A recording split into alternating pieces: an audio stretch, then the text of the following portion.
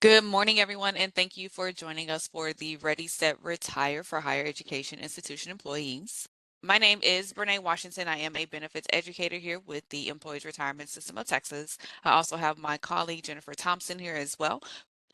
Following the presentation regarding your retirement and insurance benefits, we will have a presentation from Mr. Danny Jensen, who is with the Texas Saver Benefits, to go over your 457 account. Now, this presentation is meant for those that have employees of higher education institutions. So if you've never worked for an institution of higher education, this presentation is not going to be for you. We do have presentations strictly for state of Texas employees, and that can be found on the ERS website, which I will show after the presentation. So I'm going to go ahead and get started. So today we'll talk about your retirement benefits, the different retirement systems that you can choose from, and then we'll also take a look at what you would need to do if you're deciding to retire through those systems. And then most importantly, we'll take a look at that insurance eligibility. As I stated earlier, we can't speak about your retirement, but we can definitely talk about your insurance and retirement and what makes you eligible for those. And then if you are eligible for that insurance and retirement, what does that insurance benefit look like? And then we'll also briefly talk about Medicare and how that works with your state health insurance once you are retired. And then what happens if you do return back to state employment, who you would need to contact, when you would need to return back, things of that nature. And then finally, we'll point you to some resources on where you can find more information about your retirement and your insurance. Now, as an employee of higher education institutions, you have the option to either contribute to the teacher's retirement system or participate in the optional retirement program. TRS retirees would receive an annuity from TRS, and ORP members would have the option to draw a monthly benefit from their ORP account or withdraw from that account in its entirety. We do want ORP members to know that if you do withdraw that entire ORP account, that would cause you to lose your retiree insurance eligibility with the group benefits program. So GBP, you'll hear me say that a lot throughout the presentation. Now, if you do have service in both the TRS and the ERS system, and you do plan to combine that service, you'll want to contact both systems for an annuity estimate to determine which system you want to retire from. You will receive one monthly annuity from the system you retire from, and that will reflect your service in both of the systems. Okay, so let's take a look now at each of those systems separately and what steps you would need to take in order to retire with them. So first, we're going to talk about retiring through the teacher's retirement system. You will have to reach out to them directly. You can speak to them, or TRS representative, I should say, at 800-223-8778. They are currently open Monday through Friday from 7 a.m. to 6 p.m. Central Standard Time. Now, we do suggest that you call TRS to get information on when you should start the retirement process. They do have plenty of resources on retiring through their website at trs.texas.gov. I believe they have a section saying active employees and then we're planning for retirement. So they have a lot of resources on their website to go over that retirement process.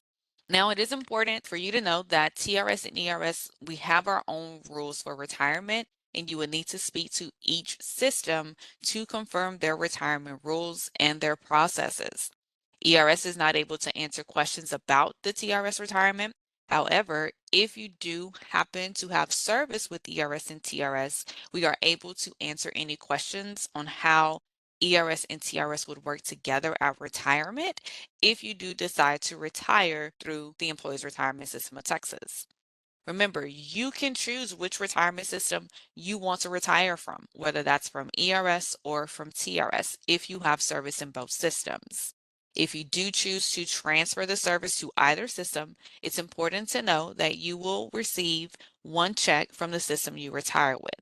If you choose to retire proportionally, which means that the service is only helping you to meet retirement eligibility in both systems, then you will receive a check from both systems, but that annuity payment, which is the retirement check, would only be based on the retirement service in that system. So for an example, if you have, say, 15 years with TRS and then 5 years with ERS, if you do a proportionate retirement, that TRS service would only be, that retirement check would only be based upon the 15 years with TRS and not 20 combined with the 5 with ERS and the 15 with TRS. So you want to keep that in mind.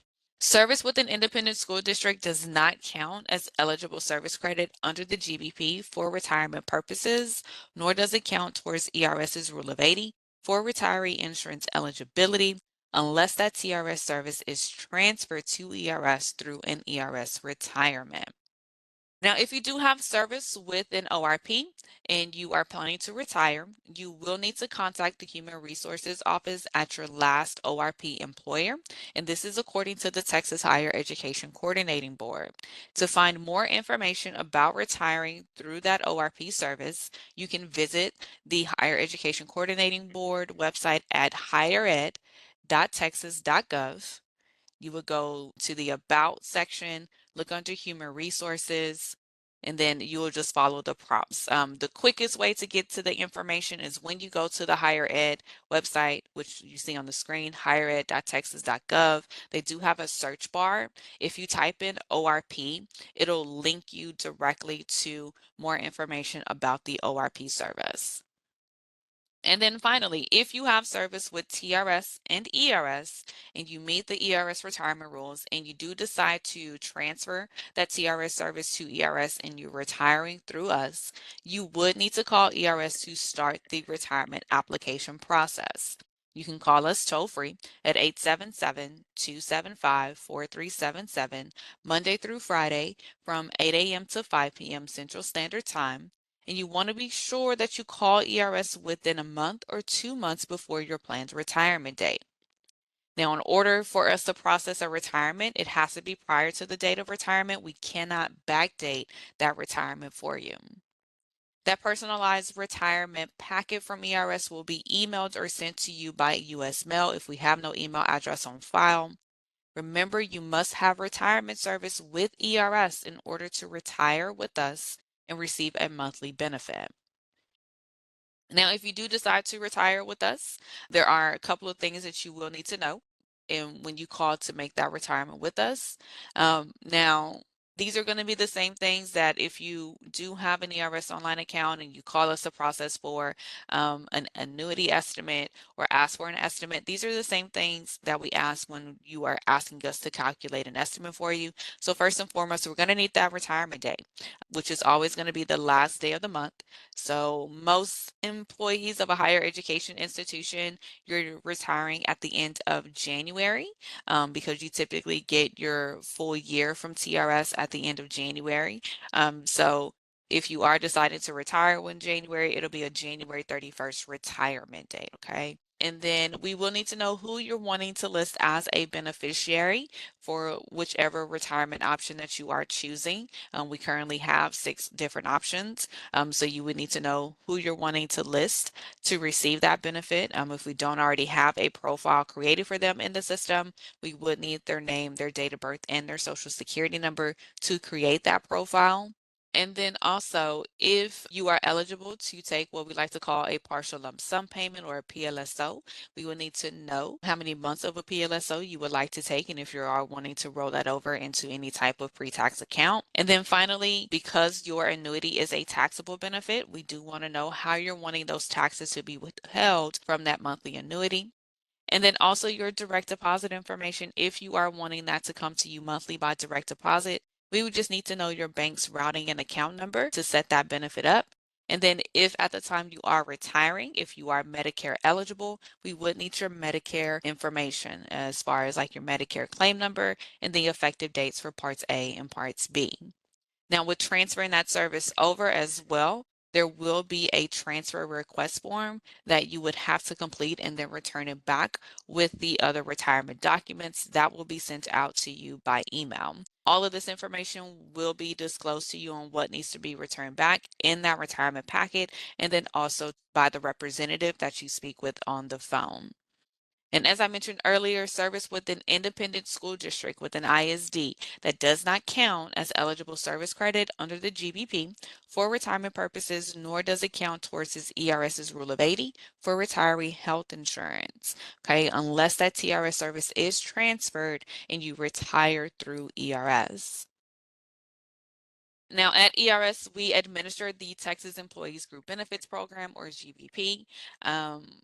and this is for people that are under the TRS system or ORP retirees. So let's talk about that retiree insurance eligibility.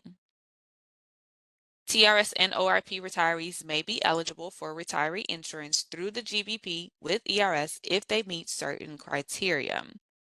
Now, you will need at least 10 years of eligible service credit with a state agency or higher education institution that participates in the GBP. Your last place of public employment will need to be with a GBP participating agencies. ISDs don't participate in the GBP, so if your last place of public employment was with an ISD, you won't be eligible for that GBP coverage as a retiree. And then also, University of Texas and Texas A&M do not participate in the GBP, but service with either of those institutions might count towards insurance eligibility. If you do have service with UT or Texas A&M, you want to speak to your benefits coordinator to get more information on how that service can help with insurance eligibility. If you participate in the ORP, you will need an ORP account from which you're eligible to draw monthly payments from. If you do withdraw or roll over that entire account upon retirement, you won't be eligible for the retiree insurance. It's important to know ERS doesn't make the determination, nor does it state in statute what amount of money you have to keep in that ORP account. You just have to keep some type of funds in that account to be eligible for the insurance. As a TRS or ORP retiree, you'll need to get with your benefits coordinator or your human resource department and fill out the retiree insurance enrollment form at the time you process your retirement. This form is very important because it tells ERS that you are retiring and that your benefits coordinator has talked to you about your retiree insurance eligibility. ERS will always verify your retiree insurance eligibility when the form is received. Okay, so I just want to make a point again. ISD service, because they have their own insurance, does not count towards meeting ERS's Rule of 80 for retiree insurance eligibility or helping for you to have any type of service with us unless you're transferring that TRS service over to ERS and retiring through ERS.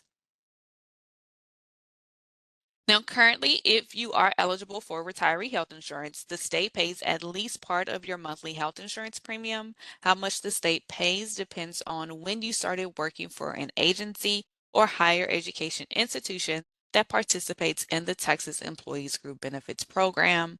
Also, how long you worked at a participating agency and or higher education institution, and whether you are retiring from a full-time or part-time employment status. Currently, the state pays the following for retirees who worked full-time their last 3 months of state agency or institution employment: 100% if you worked at least 5 years at a GBP participating agency or higher education institution in a benefits eligible position on or before September 1st, 2014, or if you have at least 20 years of eligible service credit.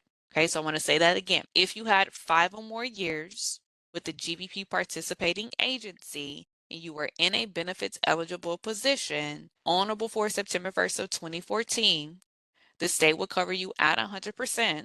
But if not, you would need 20 years of eligible service credit for the state to cover you at 100%. So if you did not meet that 5 or more years prior to September 1st of 2014, if you have between 15 years and 19 years and 11 months, the state would cover that health insurance premium at 75%.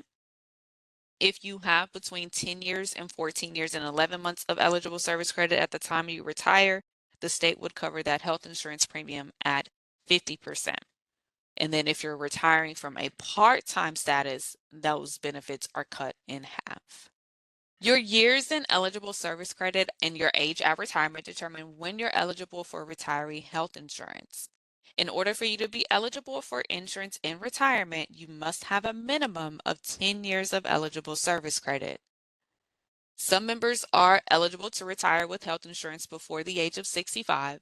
This is most common for members who retire under the ERS Rule of 80. So what that means is that when your age in years and months plus your service credit in years and months equals 80, then you can retire with insurance. Other members can retire before the age of 65, which means that you start drawing that monthly annuity benefit, but you don't meet the ERS rule of 80, so you won't be eligible for the retiree health insurance until the age of 65. So this means that you have 10 years, you don't meet the rule of 80, you can retire before the age of 65, but at that time, you would just get optional benefits like your dental and your vision. Health insurance won't take effect until the age of 65. Now, if you do retire at age 65, whether that's meeting the rule of 80 or if you have just at least 10 years of eligible service credit, your health insurance and your optional benefits will start at your retirement date.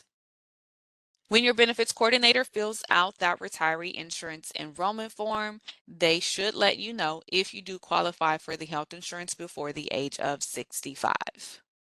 Your status at retirement determines whether you'll have a health insurance waiting period. Contributing members are members who retire directly from active employment. If you retire as a contributing member, you won't have a health insurance waiting period. Your health insurance coverage will start the first of the month you are eligible for retiree insurance coverage. Non-contributing members are members who separate from employment before they're eligible to retire.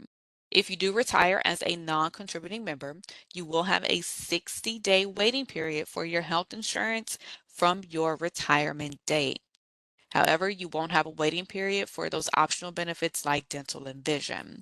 You will be eligible for optional coverage the first of the month following your retirement date. In order for your retiree insurance benefits to be set up, ERS will need that retiree insurance enrollment form from your benefits coordinator. We've covered insurance eligibility. Now let's take time to talk about your retiree coverage options. ERS will mail you your retiree insurance enrollment statement, which will list the coverage that you're enrolled in and all of your options. You will have 30 days from the date of your retirement to make any changes should you need to. Right, your retiree coverage options include health insurance. Depending on your eligibility, if you are retiring from a full-time position, the state will pay 100%, 75%, or 50% of your health insurance premium. Remember, that is half of that if you retire from a part-time.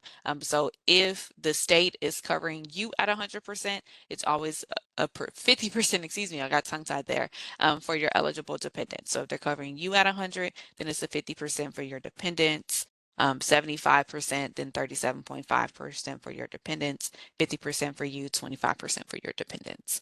That health insurance benefit does include a prescription drug coverage policy and then also a $2,500 in basic term life insurance coverage. You can continue on or elect to have optional benefits like your dental. Currently, we have two different dental plans. You have the DHMO, which is Delta Care USA, and then you also have the PPO Dental, which is the State of Texas Dental Choice Plan. You can elect this benefit for either yourself or for you and your eligible dependent. And then you can choose the vision benefit. We currently only have one vision plan, and that's through the State of Texas Vision, currently administered through IMED. You can also elect this for you only or for you and your eligible dependents. Now, for your optional life insurance, if you are retiring as a contributing member, while you are actively working, the maximum that you can take is 4 times your annual salary. In retirement, 2 times is the maximum that you can take in retirement. So if you have 3 times or 4 times while you're actively working, when you retire, it'll automatically drop down to 2 times your annual salary. There's nothing that has to be done on your part for that to happen. If you are not contributing at the time that you are retired, then the option for additional life insurance is going to be that retiree fixed $10,000 policy. You would have to go through evidence of insurability, which is an application process where you answer questions regarding your health history. I know we get the question a lot, can I have both the optional life insurance and the fixed life insurance? No. So it's either you have that term life insurance policy, or you have the $10,000 fixed policy. Now, the dependent term life insurance, this coverage does drop down from a $5,000 policy as an active employee to $2,500, and it does cover any eligible dependent. If you have dependents enrolled into that benefit, they will continue to be enrolled as long as they're eligible. If you currently don't have anyone elected and you're wanting to add them onto that dependent term life insurance, they would have to go through evidence of insurability to get that benefit elected. Your disability benefits, as far as short-term and long-term disability, those go away at the time of retirement. So does the accidental death and dismemberment. And then with your tax flex benefit, you won't have the option to make pre-tax contributions into retirement, but you can make post-tax contributions through the end of the plan year. So say you retire January 31st and you're still wanting to continue on with that tax flex benefit, whether that's the healthcare FSA, the limited purpose FSA, or the dependent care FSA, you would have to notify ERS that you're wanting to continue on with that. And you would have to submit the check or money order to ERS on a monthly basis to continue to contribute to that through the end of the plan year, which is August the 31st. That card that you have, if you have the healthcare or the limited purpose FSA, will be deactivated, and you would only be able to submit paper claims over to TextFlex to get reimbursed for the expenses that you do incur. Now, something very important that we don't have on the slide is Texas Saver. If you are a participant of the Texas Saver 457 program, you can still access services after you retire, but you won't be able to make contributions to that account after retirement. So you'll still have access to that money, you just won't be able to contribute. Now, if you aren't retiring through ERS, then you would be responsible for making those payments to ERS. Now, this could be if you're not covered at 100% for the state, or if you have dependents covered under your insurance, or if you have like dental or vision, that premium payment still has to be made to ERS. One way that you can have that set up is to where if you retire through TRS, you can have it deducted out of your TRS monthly annuity.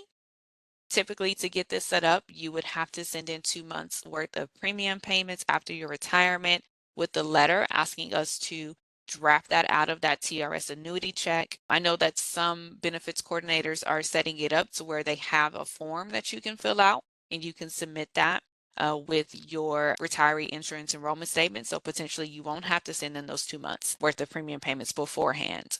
Or you can set it up to where it's coming out of a bank account each month. Typically, those deductions come out between the 10th or the 15th of every month. To get this set up, you typically have to send in a 1 month worth of retirement payments to get that set up for that withdrawal to come out. Now, that form, that automatic withdrawal form, can be found on the ERS website. Now, for both the TRS annuity check and from the bank deposit, in order for those to be set up, your account has to be at a zero account balance in order for us to set it up. Once your account is showing at a $0 account balance or the zero amount due to us, we will set that benefit up. Once we do set that benefit up for you, you will receive a letter. It'll come to you by mail, just letting you know that ERS has set it up to where it's either deducted from your TRS annuity or it's being drafted out of your bank account. This is a month that it will be set up for, and this is the amount that it will come out. So we will notify you once that benefit has been set up. And then finally, you can send a check or money order to ERS directly. Those payments are due on the first of each month. So if you do have any questions about paying that insurance premium, you can always speak to an ERS insurance counselor for additional information. So, I'll briefly talk about Medicare and your state health insurance. When you do retire and you turn age 65, or if you become eligible for Medicare due to a disability before the age of 65, the GBP health insurance coverage will no longer be your primary health insurance coverage. So, this is why we do encourage you to sign up for Medicare Parts A and B. After you do enroll in Part A and B, you want to give ERS a call and provide us with that Medicare information. That's going to be your Medicare claim number with the effective dates for Parts A and B. Once we do have that information, we typically do start that enrollment into that Health Select Medicare Advantage plan. That's our PPO plan. We have about an 82% enrollment rate into that plan for all Medicare eligible retirees and their dependents. And then we'll also enroll you into the Health Select Medicare RX prescription drug coverage. Now, what if you're not eligible for that free Medicare Part A? Your health insurance option with ERS will be with the HealthSelect Secondary, which is administered through Blue Cross and Blue Shield of Texas. If this is the case, you will need to provide that letter that you received from the Social Security Administration, simply stating that you're not eligible for that free Part A, to Blue Cross and Blue Shield so that they know to cover anything that falls under that Part A benefit, which is typically your hospitalization. And you will still have the prescription drug coverage through us. That is a Medicare Part D as in David benefit, and that's through the Health Select's Medicare RX benefit. If you are wanting to get more information on how the state works with your health insurance once you are retired, or how Medicare works with your state health insurance once you are retired, we do have a Medicare preparation presentation, and then we do Medicare preparation webinars to where you can find out more information about how Medicare works with your state health insurance. Right now, if you want to return back to work after you do retire, there is no waiting period if you are wanting to go to work for a private sector. However, if you do plan to return to work for a higher education institution and you retired with only that TRS or that ORP service, you want to contact TRS to get clarifying information on when you can return back to them. The last that I seen on their website is that you had to be retired for a full calendar month before you can go back to work. But again, you want to look at TRS's website or even ask your benefits coordinator. They should have that information on when you would be able to return to work. Now, if you did combine TRS and ERS service when you retired under the teacher's retirement system, you would have to wait that full 30 calendar days in order for you to return back to work for a higher education institution. Um, and then if you combine TRS and ERS and you retired under ERS and you want to work under a state of Texas employer, you do have to wait at least 90 days before you return back to work for a state agency. Now, if you do decide to go back to work, you do have some options available to you. You can either choose your retiree level benefits and have those deductions still come out of that retirement check, or you can choose active employee benefits, which would allow you to re-enroll into those disability insurance benefits like short-term and long-term, elect to have that tax flex be a pre-tax contribution again, and then also elect additional life insurance.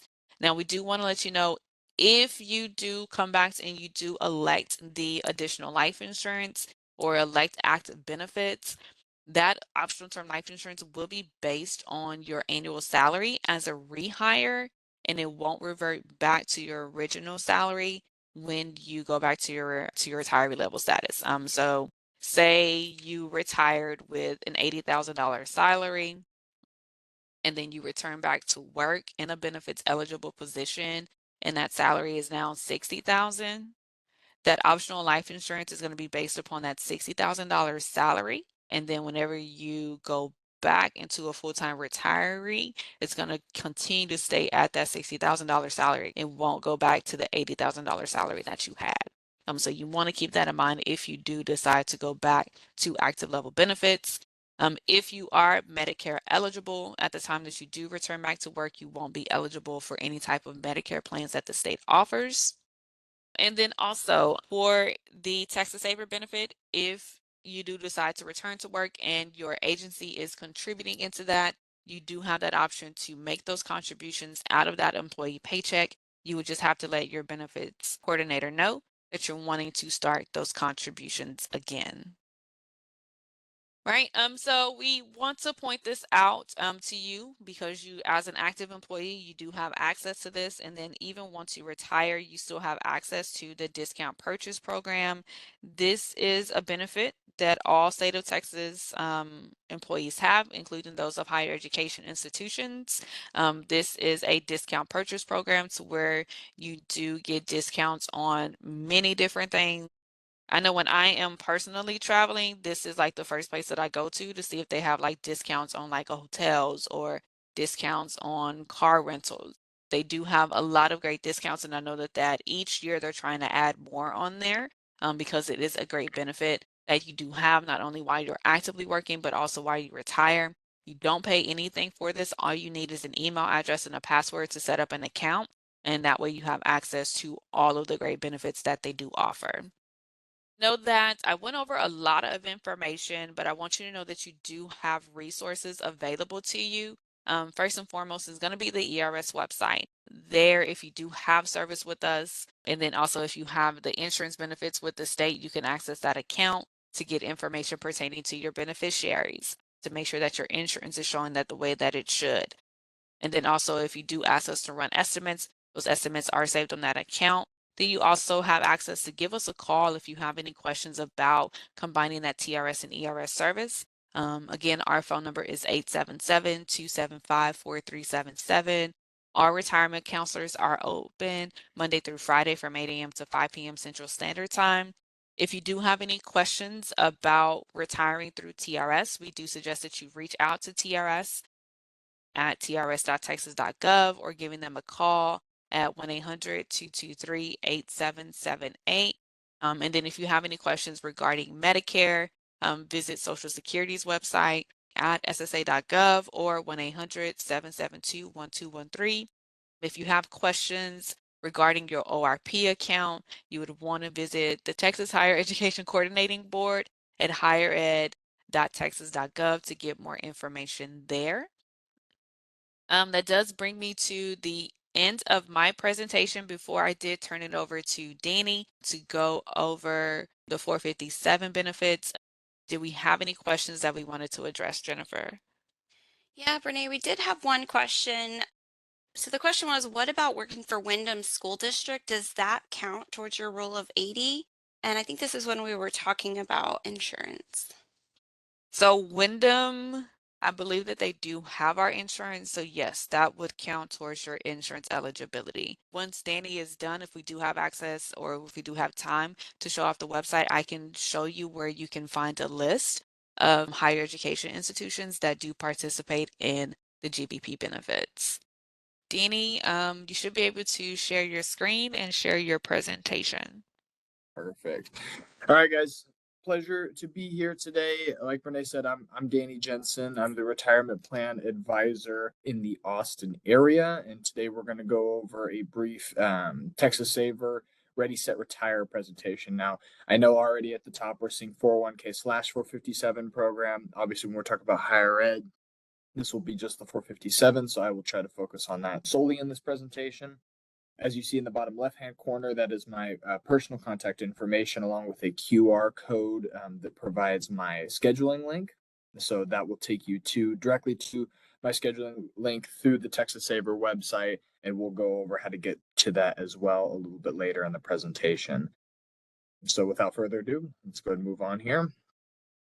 So like we said at the very beginning, this is the Ready, Set, Retire presentation. So we're going to talk about kind of the three stages that we need to think about when moving into retirement. I always tell people it's never too early to start planning for retirement, whether you're in your 20s, 30s, 40s, it doesn't really matter. Having a plan is really going to be the biggest part of this whole thing. So even if it is a ways out for you, having that available is going to make the biggest difference. So first, let's talk about the ready portion of it. How much are you going to need is a big thing that we need to think about, right? Obviously the brass tacks of the whole situation.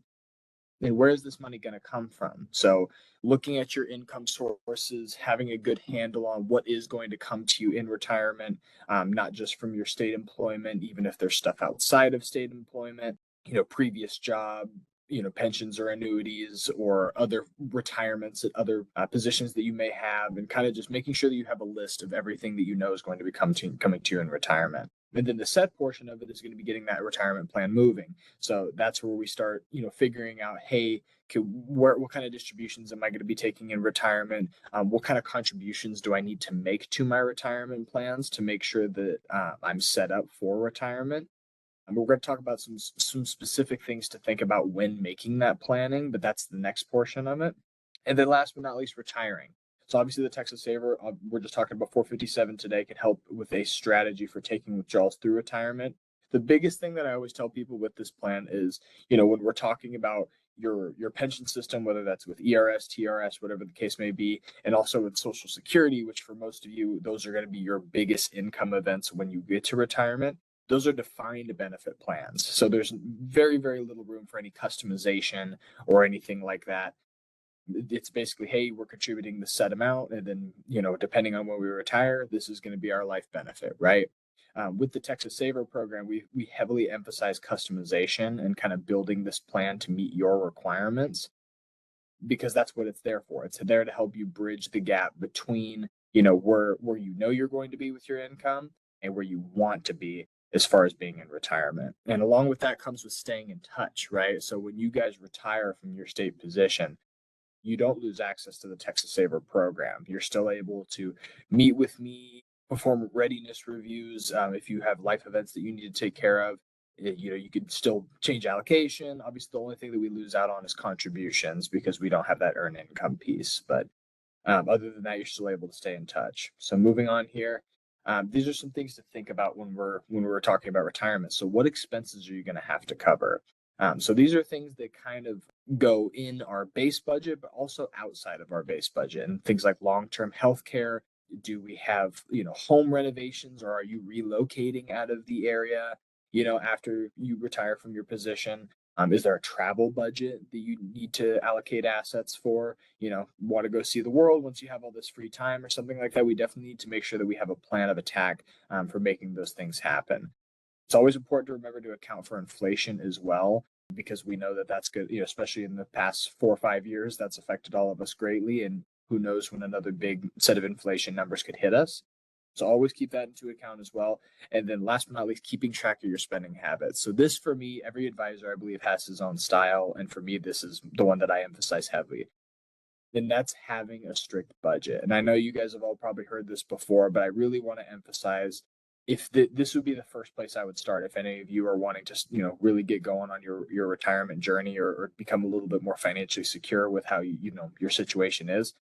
Get a complex budget going, whether you do it through a Excel spreadsheet like I do the old fashioned way, or you use some kind of software or something like that. Having a good handle on what exactly is coming out every month and what you can expect as far as expenses help you with what we call spending goals, right? So, when I do these readiness reviews, I always say that I can have your income events down to a science, but if we don't have accurate spending goals for you, it doesn't really tell us a whole lot, right? Because that plan might be perfect for somebody else, but in your situation, you might need a little bit more. Therefore, we have to contribute and, plan for a little bit more, right? So getting a good budget down, knowing what kind of expenses come out of every month, and planning for what that will look like in the future. Maybe your mortgage gets paid off, things of that nature. That these are all very, very important things to consider when retirement, on top of obviously figuring out, what income events are going to be coming to you. So moving on, we're going to talk about the three-legged stool. So this is our kind of visual for how we can look at what this three-pronged approach looks like for retirement. I kind of touched on it just a second ago, but I'll go over in depth here. So the first is going to be your state of Texas retirement program. And this says ERS annuity, but just like Renee said earlier, whether you're ERS or TRS or whatever retirement program you're under, yeah, obviously pensions nowadays are kind of like unicorns, right? A lot of people in the country don't even know what a pension is anymore because they're so rare. So it's very good that you guys have that available to you, and definitely will be probably your biggest portion of what your retirement income is going to look like. But as we can see right here, most of these pension programs only replace about 50 to 65% of your retirement, your pre-retirement income, I should say, right? Depending on how long you've been with the state, what group you're in, all that good stuff. So it's still a great benefit, but we still need to plan for a little bit more, right? So then we go next, we talk about Social Security, right? So we have reduced benefits starting at age 62, and you could delay them all the way up to 70, with 67 being your full retirement age, is what they say.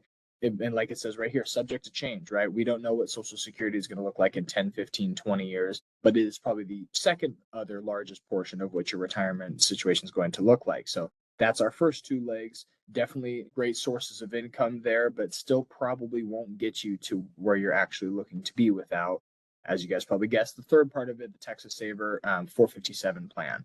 So this is where we could talk about having, flexible deferral and distribution options, and we'll touch on exactly what those distribution options are in just a little bit. We don't have to worry about distribution option for 401k in this plan, but just so we're talking about the rules as far as 457s go, There's no 10% early penalty withdrawal at any time. The only thing that you guys have to think of when you're talking about 457 is you have to be retired from your service to take distributions from this plan. So you can't take distributions from 457 while you're still working. It does have to be when you separate from state service. You could, like Brene said in her last presentation, you could go work for a private company, maybe you retire earlier from your current position, that you could take distributions at that time. It doesn't have to be retirement in full. It just has to be separation from what service that, you were under while contributing to this plan, right? So this helps us bolster that third spot, that third leg of our stool, right? And like we just said, with one of these legs missing, we have a wobbly retirement, right? So even if your social security benefits and your pension are great and they're everything that you need them to be, this last plan, the Texas Saver 457, allows you to kind of fill that income gap that you may be missing. And how do we do that? That's with contribution. So as I just said, what we're looking here to do is filling in your retirement income gap, right? You have the income while working at the beginning when you begin your career, and then once you get to retirement, then you're going to have the pension plan, your Social Security, and that retirement income gap is filled by Texas Saver. That's where you can make sure that, hey, I can continue this quality of life that I have while I'm working in retirement if I plan properly. Because that's what I always tell people. Sure, we could retire and be just okay, in retirement with our base incomes. But what we want is we want you to be comfortable in retirement. We want you to either keep the same quality of life you had while you were working, or maybe even it gets better depending on how we save. So that's really the biggest plan is we're just wanting to make sure that once you get to this stage in your career, it's not a shock. I'm sure a lot of people out there love surprises. In my line of business, surprises are kind of the enemy. We don't want any surprises coming to you when you get to retirement. And when we plan properly, that helps prevent any of those. So let's talk about how you can join the Texas Saver team. So no matter what career stage you're in, it's not too late to enroll, right? First thing we could do is we could definitely have you guys talk with a retirement plan advisor. That would be myself, or Nick Fry is the other retirement plan advisor in the city of Austin because it's such a big region. I cover most of the higher ed situations, so I would recommend scheduling with me first. But if I'm for whatever reason not available and you really want to get this going, you can schedule with him, or you could use these other resources. So you can go online to the Texas Saver program, sign in, create an account, and then takes just a couple clicks of a button. You can get yourself up and going and contributing, right? There's also the number there, the 800-634-5091. That is another way to get enrolled in the plan. Or you can complete an enrollment form found on the website and mail it to that Empower address there. But plenty of ways to get started with Texas Saver. And also, like it says at the top there, it's never too late to start planning for what our future may look like. Let's talk about how we can contribute more. So with base contribution limits as it sits right now as a current legislator, there is 23,000 per year that you can contribute to the 457 plan. If you get over the age of 50, you are able to contribute more than normal limits, and those currently are at 30,500 if you're over the age of 50. Obviously, subject to change. They just changed this year. And then when we talk about also the special 457 catch-up, there is a special rule within the 457 that if you're within 3 years of what you think your retirement is going to be, you may be able to contribute up to twice the normal contribution limit. They cannot be used in the same year as the age 50 and over catch up, so they can't stack.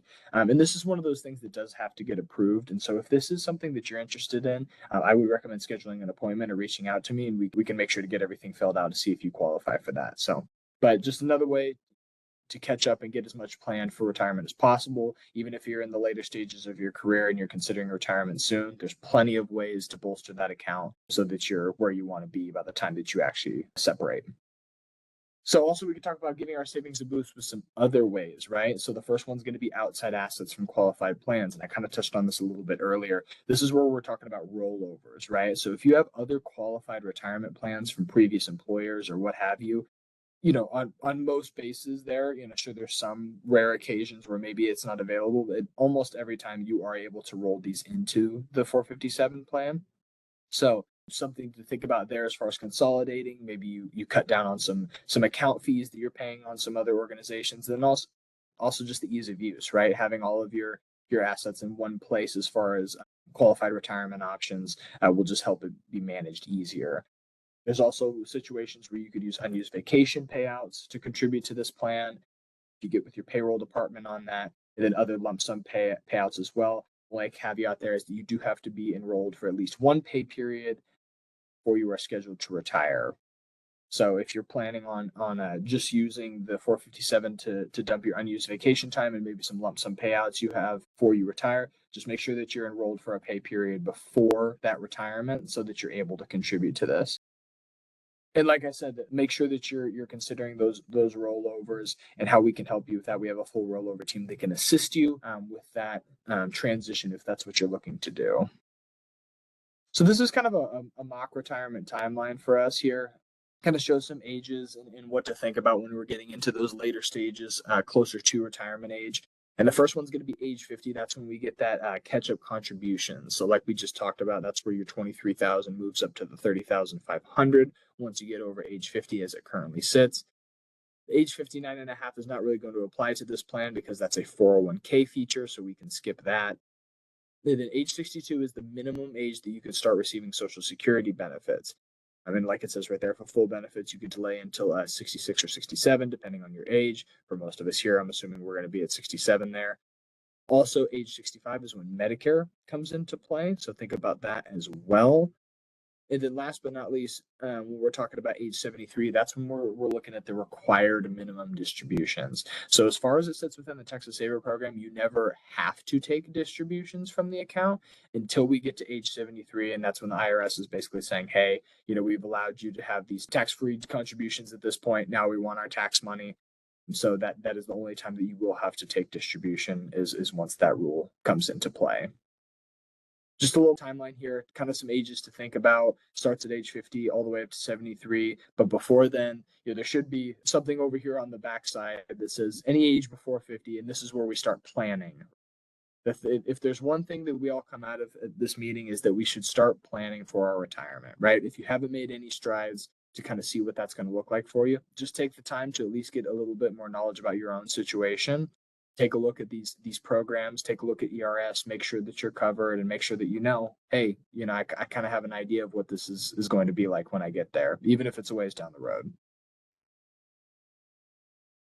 This is a mock checklist to kind of think about, if you are wanting to start this process, what to kind of look for. The first one I would always recommend is meeting with myself, a Texas Saver Retirement Plan Advisor, to talk about options, because we could take a look at everything. I may not be affiliated with ERS, but I do have software that I use where we can put all of your income events and spending goals into a system. We could take a look at what your likelihood of success is, maybe some allocation things that we can look at. So I would recommend getting with me, having a mock meeting to kind of figure out where you're at and what to do from there. The next step here is going to be estimating expenses. This is what I touched on earlier. Huge, huge, huge part of preparing for retirement is knowing what your expenses are now and what they will most likely be like by the time that you retire. Third is making a plan for distributions to help your savings last. And like I said, we'll talk about distributions a little bit more and what those options are in just a few more slides, but definitely something to think about.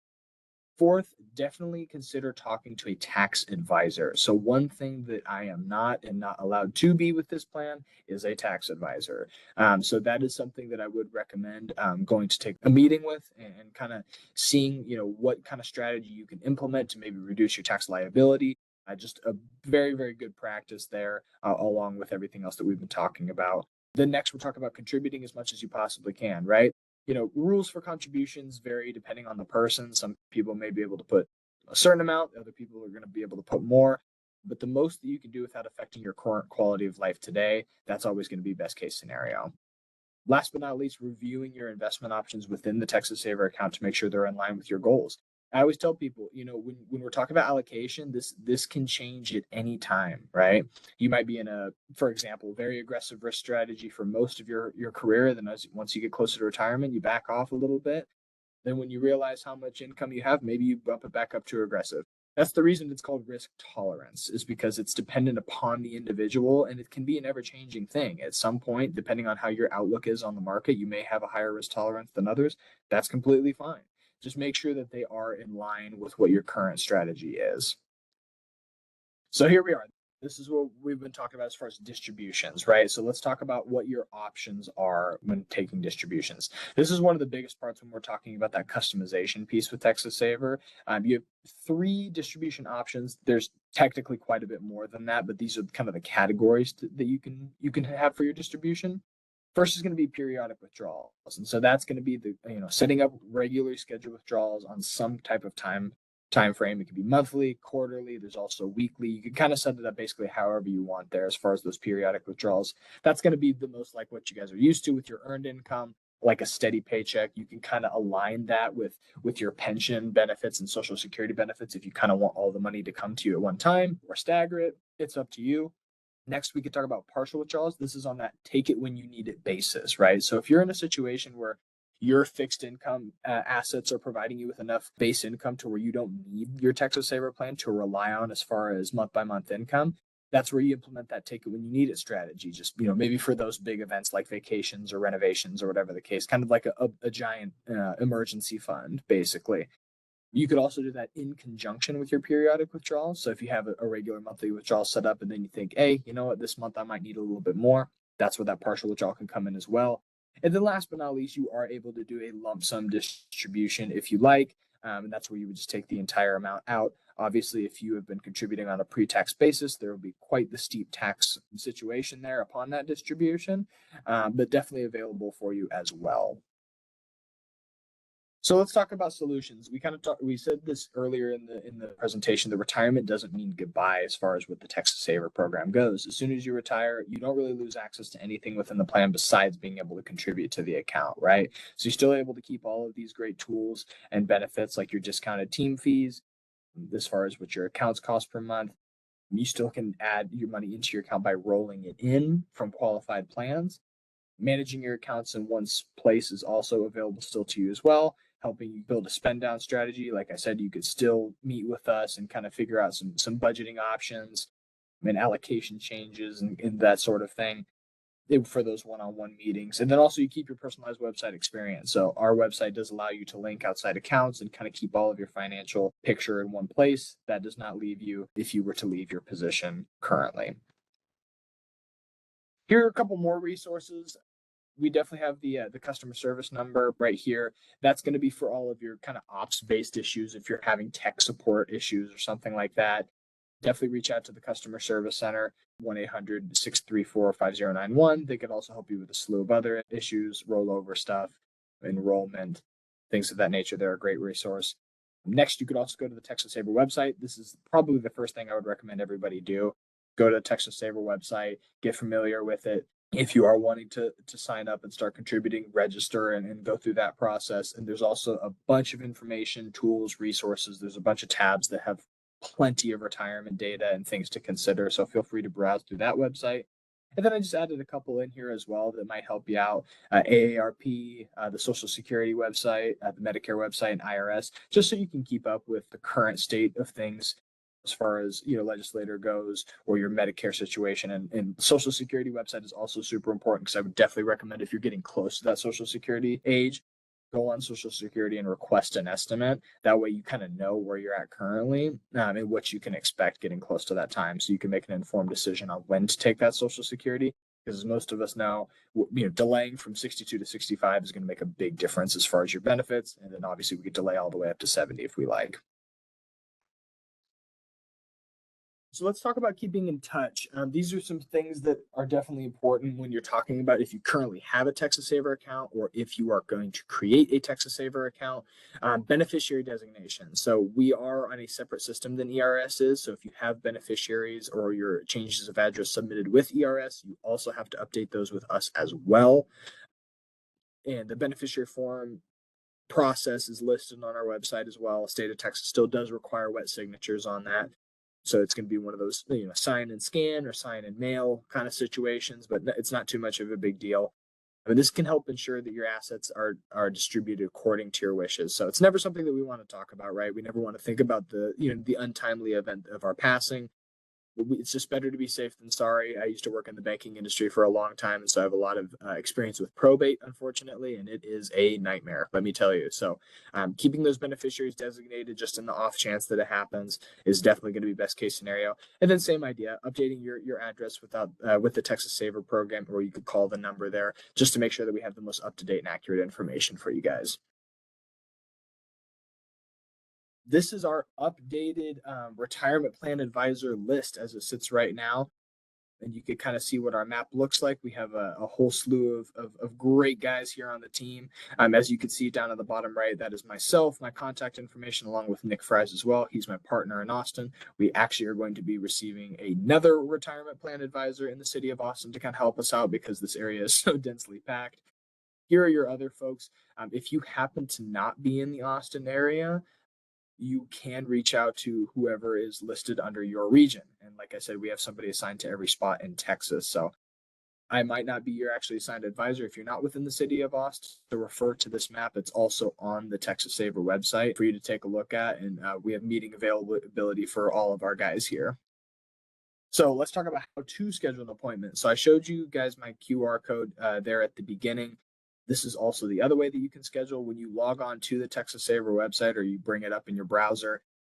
The big blue screen right here in the middle, this is Meet with Your RP from the comfort of your home. You click on that, it'll show you all of our names and also our regions that we are assigned to. And then when you click on our names, it'll say 401k or 457. For you guys, you'll choose 457, and then it'll show our full availability moving forward, and you can schedule right from there. And then we'll send you guys out a personalized meeting link. So I would recommend if anybody's wanting to start with the Texas Saver program or has further questions or has an account that they want to speak about with specific questions, get an appointment on my calendar and we'll go over everything in depth there. So getting towards the end here, we also have an app. If you wanted to download the free Empower app from the App Store, you can access and manage your Texas Saver accounts when you're on the go right from your device. You basically has complete availability as the desktop version does. So you can do all the things that you can on the website directly from your phone. And I want to thank you guys. That wraps up my presentation for today. I do have a couple disclosure pages that I do have to show you after this, but thank you for having me today. Like I said, if you do have any further questions or you want to talk about retirement a little bit more in depth, schedule an appointment with me. That's the best way to do it so that we can go over everything about your personal situation. And that wraps it up for me, guys.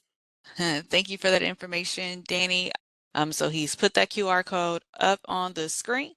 So I'll leave that up for a couple more seconds before I take over to share the website information.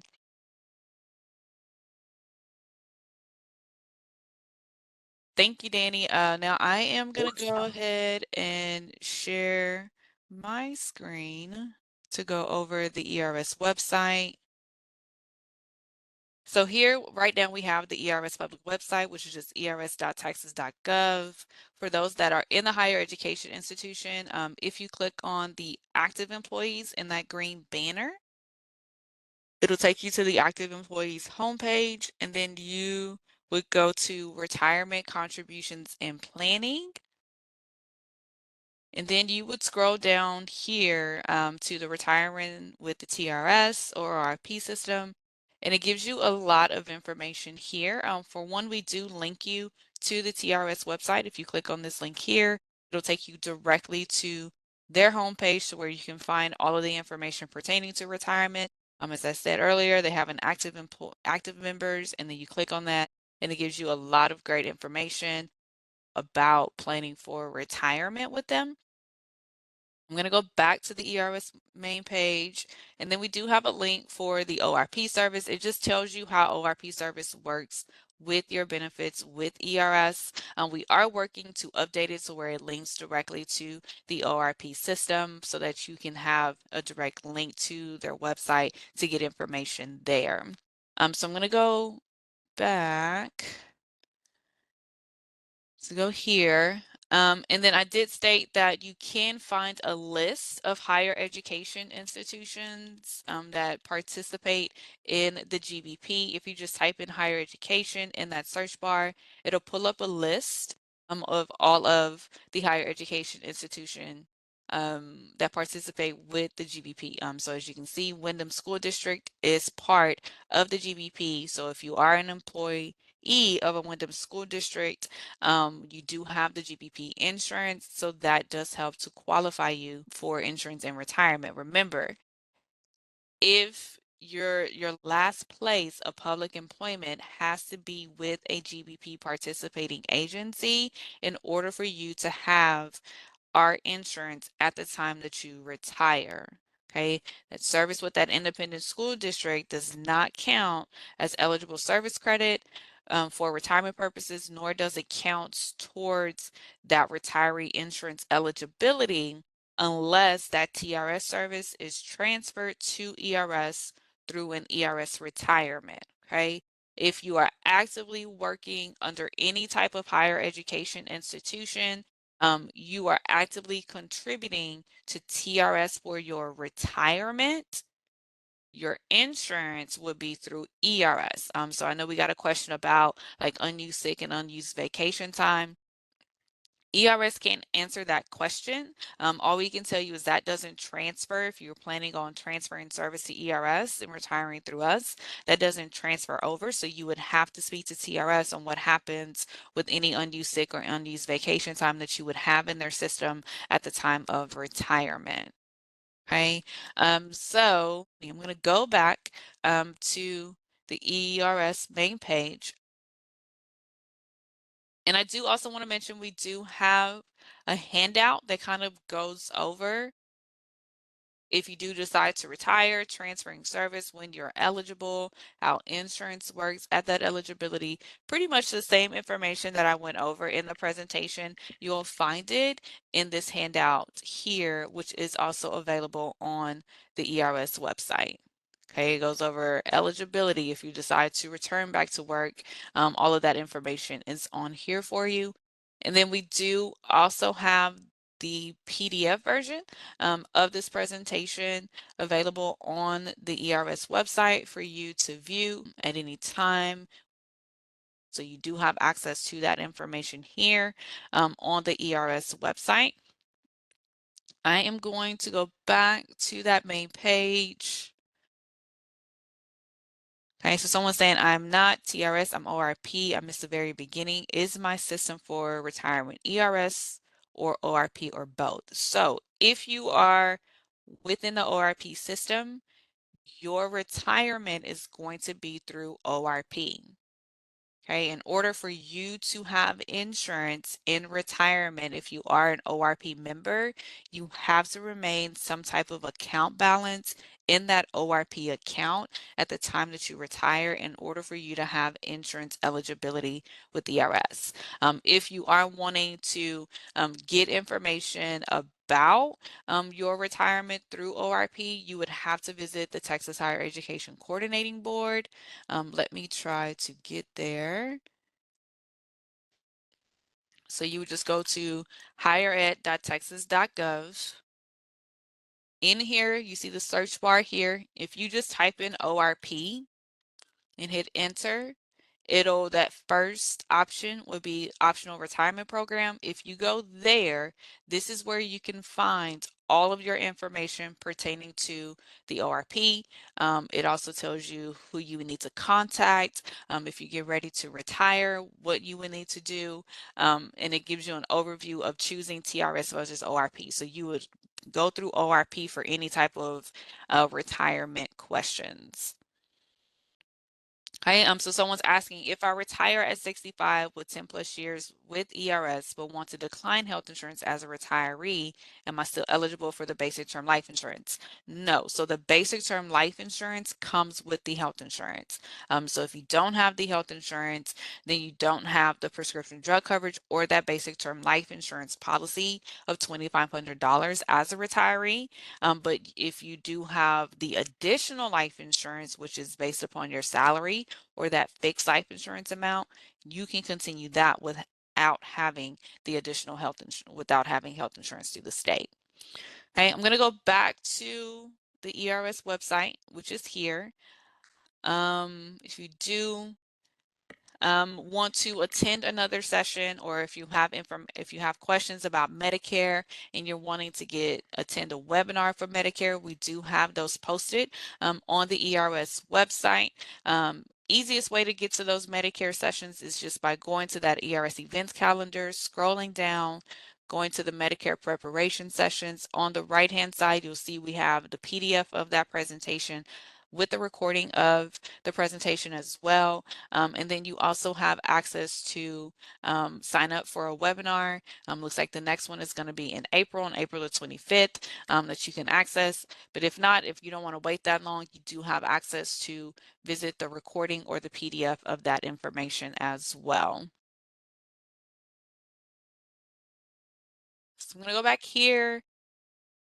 If you do want to access our YouTube channel, you would scroll down to the very bottom of the page and you will click on the link here for YouTube. It'll take you directly to that ERS of YouTube channel. I'm going to pause that because Jennifer's voice starts to speak as soon as you click on there.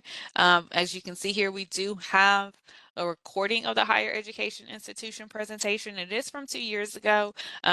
Like I stated earlier, we are working to post the most recent one on here, but once that is available, it'll be posted on here for you to view. Also, the Medicare preparation presentation is on here as well.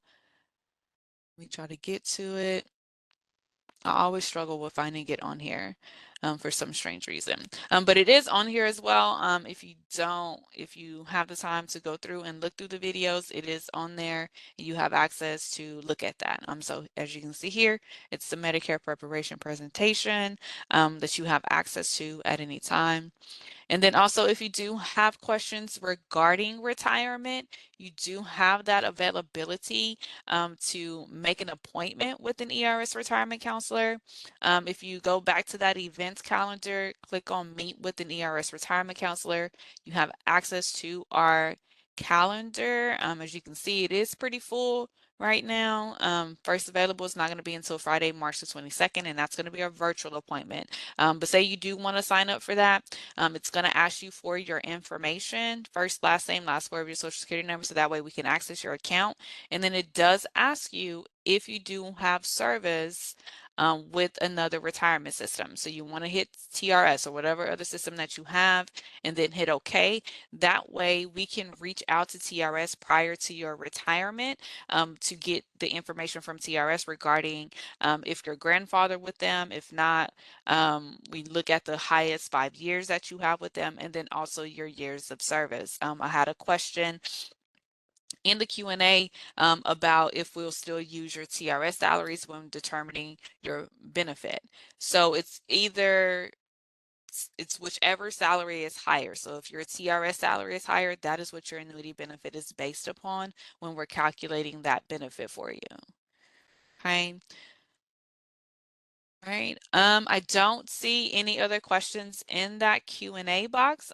And as well, if you do have any questions about insurance or insurance in retirement, you can always give ERS a call. As I stated earlier, we are available 877-275-4377 Monday through Friday from 8 a.m. to 5 p.m. Central Standard Time. Or you can use this email form, put in your first and last name, last word of your social security number, and just let us know what you have any questions about for us to help assist you with getting as many questions as you can answered before that planned retirement date. I don't see any other questions coming in. I do want to thank Danny for his wonderful information regarding the 457 benefits. Please reach out to him if you do have any questions or wanting to schedule an appointment. And thank you all for joining us. If you do have any questions or if you're wanting to get more information, please don't hesitate to join another Ready Set Retire or reach out to your benefits coordinator and ask them to come out, ask us to come out to your agency to do an in-person session. And thank you all for joining us.